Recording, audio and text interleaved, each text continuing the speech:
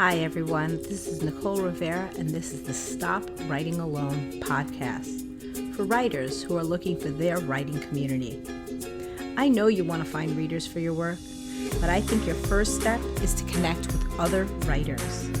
That's what we're going to do here in the Stop Writing Alone podcast. We'll do writing prompts and other writing group activities, discover online writing communities, learn how to find local writing groups, or how to make your own. Join us as we explore, learn, and write.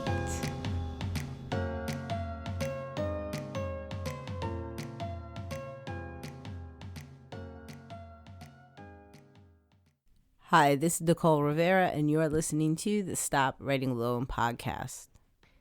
I may not have to actually say this. I think my voice says it all. But I'm a tiny bit sick this week. The whole Rivera family has come down with something.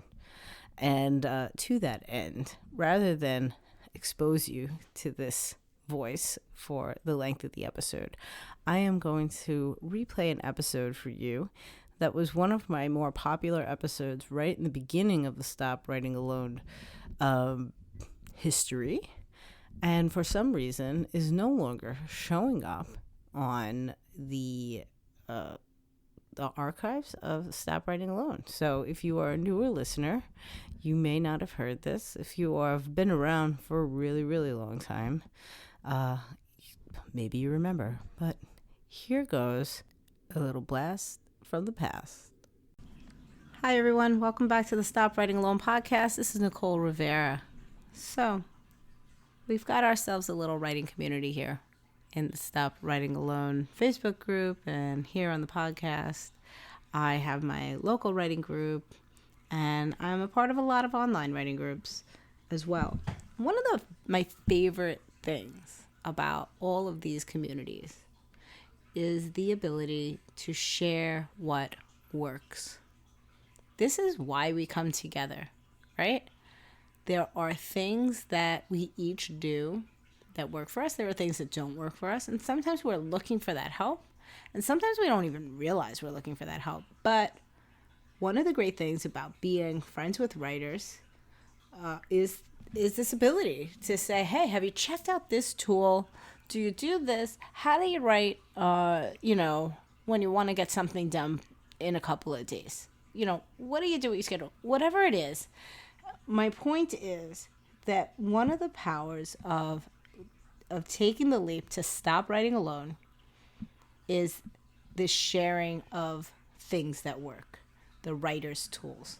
So at least once a month, I'm going to have an episode that it shares one of the writer's tools, some tool that I'm using that has helped me a lot in growing as a writer or creatively or whatever it is. I know that it impacts my writing in a beneficial way. This first one is so important that I can say unequivocally, it has not just helped me in my writing, it has helped me in my life. So, that sounds ridiculous, but it's true. What I'm talking about is something that you may have heard about before and maybe didn't know what it was. I definitely heard this name dropped before I had any clue what was going on, and it is called The Morning Pages. So, The Morning Pages comes from a book called The Artist's Way, written by Julia Cameron. We are going to have a podcast episode that discusses that book and program as a whole. It needs discussing. But in short, what The Artist's Way is a class, really. Julia Cameron initially started teaching people how to be creative. And somebody said, write it down already, Julia. You have this wonderful program that you've taken people through that everyone swears by. Please write it down. So The Artist's Way is a 12-chapter book that each chapter is a week. Week 1, week 2, week 3, yada, yada, yada, until week 12. And within the book, there are tasks and Also essays, writing, just discussing like themes of the week, fear, or blocks and how to get over them, and finding your inner child, whatever it may be. Okay. And then there are also things to do each week while you're doing those readings. But before she even gets into that whole program and the week, she discusses 2 basic tools that everyone needs to get through the entire program. And one of them is the morning pages. And after I just told you that for me, it is not only important to my writing, but it was also important to my life, I think it would be quite amusing to hear how Julia introduces them in her book, The Artist's Way. She says, in order to retrieve your creativity, you need to find it. I ask you to do this by an apparently pointless process I call the morning pages. Apparently pointless. That's how she calls it. Because it sounds like that. It sounds like this is a silly thing to do. And now you're like, Nicole, what is it? What is this pointless process? Every morning, before you do anything, you sit down with a pen, and it could be a notebook or it could just be regular paper, and you free write for 3 pages. I do front of one page, then the back, and then the next page in a notebook. That's it. Sounds ridiculous. It's too simple, but it works. Here's what it is. My favorite description that Julia gives is a brain dump. And that's essentially what it is for me. You begin your day. We all begin our day every day with thousands of things on our mind.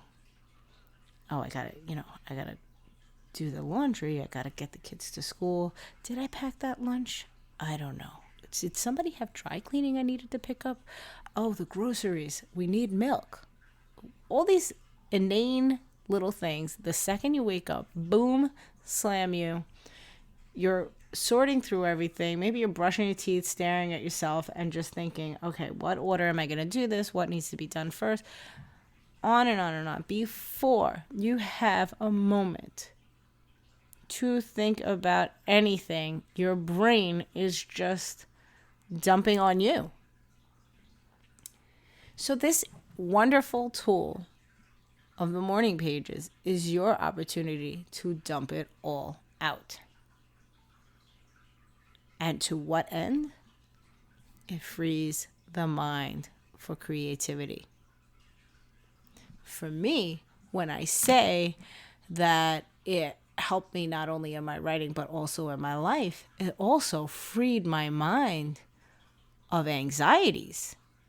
I didn't realize how much I was just waking up with and slamming myself with every single morning.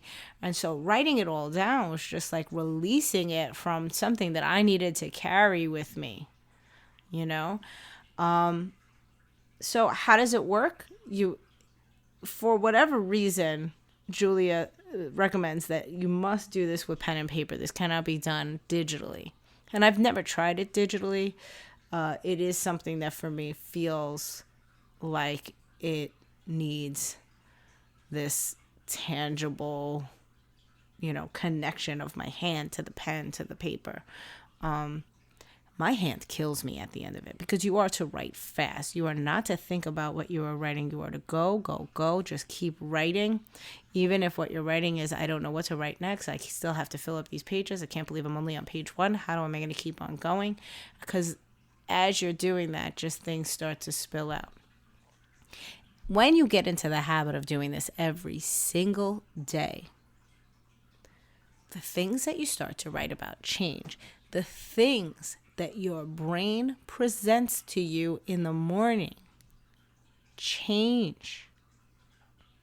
Because now your brain is saying, wait a minute, she's going to release all that stuff the second I give it to her. What else do we need to be thinking about? I think it was in The Artist's Way where she said, if you keep writing about like this chore that you have to do one day, the second day, the third day, and you still haven't done it, it gets annoying to yourself when you have to sit there and write it every day. And so what ends up happening is you get things done. You start doing stuff and getting them off of your to-do list, right? And again, these are things that are always sort of haunting you in the back of your mind. So we get things done. We get all these harassing thoughts, these anxiety thoughts, if you have them, out of your mind before you even begin your day. And now you're free to move on and do whatever needs to be done in your day.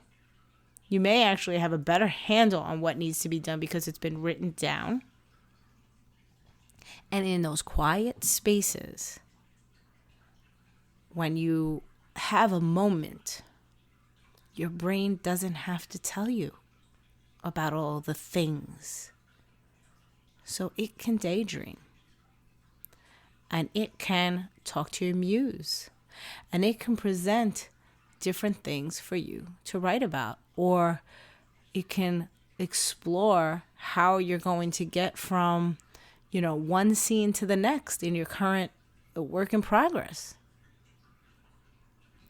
As you do the morning pages, day after day after day, after you do them for a couple of weeks, you'll notice that sometimes you're waking up thinking about your work in progress. Sometimes you're able to write out something you've been struggling with. You have a little discussion with yourself about where your character's voice has gone and what's missing and what conflict needs to come next. It's simply amazing. And it is simple. This is a pivotal tool that I recommend to everyone. I swear, I think my husband thought I had joined the Julia Cameron cult when I really got to doing my morning pages consistently, day after day, week after week, month after month. All of a sudden, I couldn't stop telling people about this. I'm like, but you should try morning pages. You should get a notebook. And you should just start writing in it. Oh, guys, I forgot to tell you about a very important rule. You're not allowed to read them. You're not allowed to read your morning pages.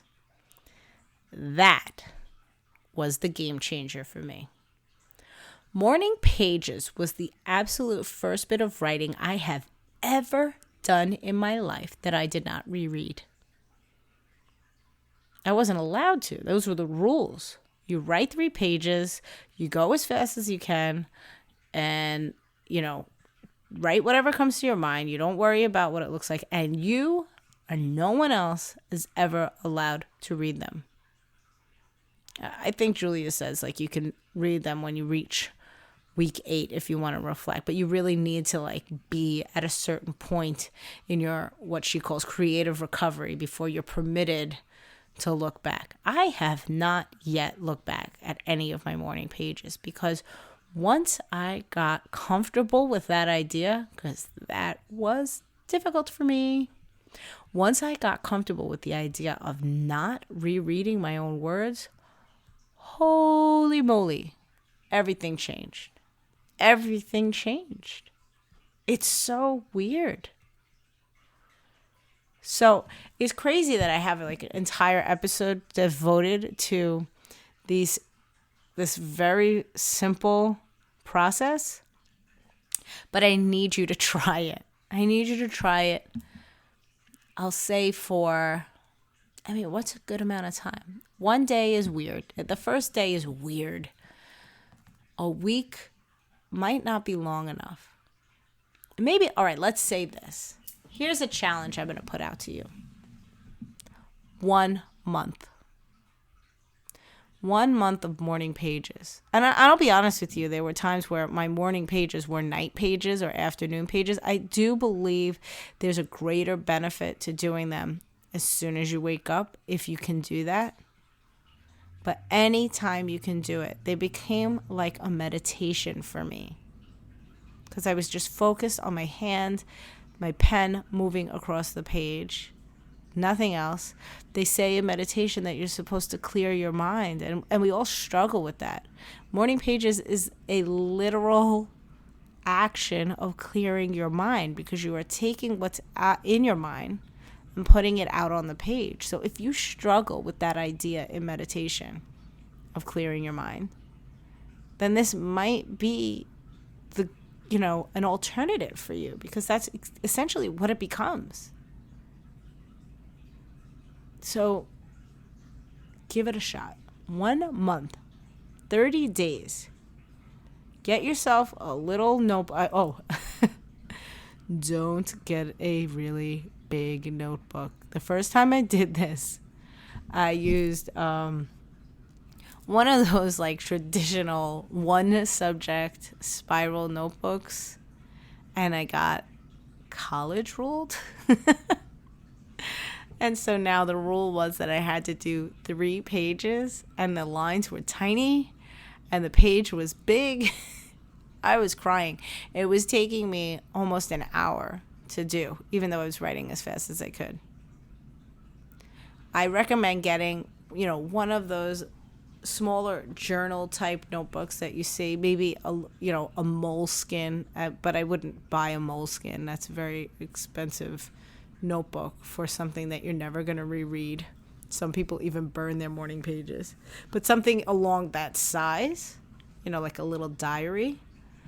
And get a pen that flows nicely. I'm old school. I love my my Bic crystal pens. They really don't flow nicely. I should be using something like a gel pen, or I know some people use fountain pens for the ink to really flow, to help the morning pages go along even faster. But with my Bic pen, because that's just what I'm so used to writing in, and my little, journal-sized notebooks now, my morning pages take approximately, if I get to the 20-minute mark, that means that I definitely stopped and daydreamed in the middle of it. They take under 20 minutes to write quickly and just brain dump. So it's essentially like a 20-minute meditation for you every morning. Clearing your mind, putting things down on paper, and then moving on with your day. 30 days. That's all I ask. I challenge you to 30 days of morning pages, and I will be surprised if a lot of you don't decide to keep going. I know it's not for everybody. I'm not going to say everybody's going to do morning pages from here on out. I'm sure there's some people that will just it won't click with, or maybe there's something else they're already doing that takes the place of that. That's fine. But it was so important to me, to my growth, again, not just as a writer, but as a normal human being, that I can't not share it. Okay, so we want to talk about writing and things that help us grow creatively. This is it. This is something that is not necessarily dealing with a project that you're working on now, but just this whole idea of keeping our creative muscles at their peak, their healthiest. I say that writing prompts are like workouts. For a muscle type workout, something aerobic that's really going to build muscle in our writer's brain.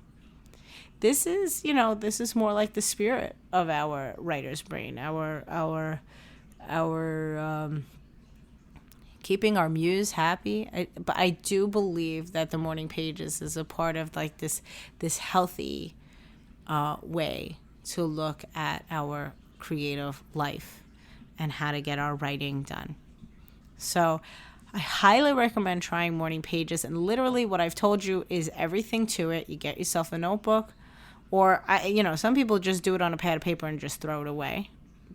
I'm not strong enough for that yet. I still have all my morning pages notebooks, even though I haven't read any of them.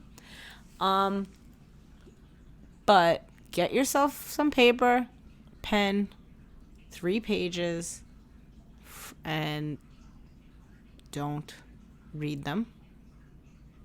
That's it. That's the whole gist of morning pages. You could look up on YouTube morning pages. You can see what people have said about it. It's the Artist Way is, I believe my Barnes & Noble has something like a 25th anniversary edition now or something. It's either 20th or 25th anniversary. It's not a new book. The morning pages is not a new concept, but it was new to me a couple of years ago. I had never heard of it, so maybe there's someone out there that hasn't heard of it, and I would like you to give it a shot. I highly recommend it. I highly recommend the book, The Artist's Way. It's called The Artist's Way, A Spiritual Path to Higher Creativity by Julia Cameron. And she calls it a course in discovering and recovering your creative self. It really speaks to my sensibilities of being creative, and there are spiritual connections that Julia makes. Not religious, but spiritual. So that may or may not be your thing. It definitely speaks to me. So, again, that's it. I recommend that. I recommend the morning pages. I recommend the book, The Artist's Way. I'd love to hear from you guys if you've done them, if you're going to try them, what your experiences have been with the morning pages or The Artist's Way in general. Has anyone finished The Artist's Way all 12 weeks? I'm still midway through. I see quite clearly what week I struggle with and why. So I'm plugging along right now to see if I can get through to the end with that knowledge in hand. But I hope this helps somebody out there. I know it will help someone. I'm forever grateful to Julia Cameron for the morning pages. I think my family might be too. And I just would like that for someone out there, even if it's just one person, even if it's just you. Give it a shot. Let me know. Talk to you soon, and we will be talking about The Artist's Way. So happy writing. I'll see you next week. That's it. Bye-bye.